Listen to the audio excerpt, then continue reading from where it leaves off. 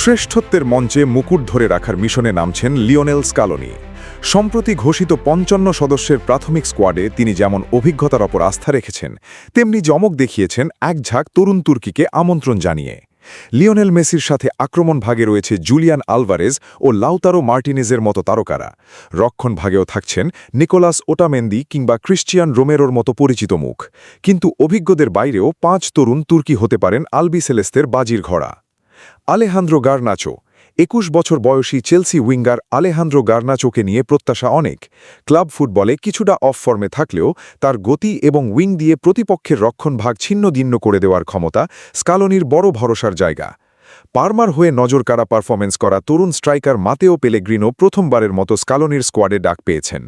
দীর্ঘদেহী এই ফুটবলারের হেডিং ক্ষমতা এবং বক্সের ভেতর পজিশন নেওয়ার দক্ষতা আর্জেন্টিনাকে নতুন অপশন দিচ্ছে। জিয়ানলুকা প্রেস্তিয়ানি।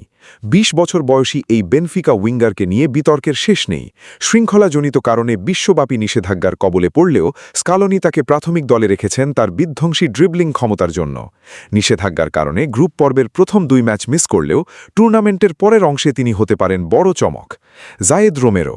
গেতাফের এই তরুণ ডিফেন্ডারকেও এবারের প্রাথমিক দলে রাখা হয়েছে। রক্ষণভাগের আধুনিক চ্যালেঞ্জ মোকাবেলায় এবং ফিজিক্যাল ফুটবলে তিনি হতে পারেন আর্জেন্টিনার আগামীর নির্ভরতা। জোয়াকিন পানিচেলি। যদিও স্ট্রাসবার্গের এই ফরওয়ার্ড বর্তমানে লিগামেন্ট ইনজুরি থেকে সেরে ওঠার লড়াই করছেন, তবুও তাকে স্কালোনির ভাবনায় রাখা হয়েছে। তাকে বিবেচনা করা হচ্ছে মার্টিনেজ বা আলভারেজের যোগ্য বিকল্প হিসেবে, যা তার অমিত সম্ভাবনারই বহিঃপ্রকাশ।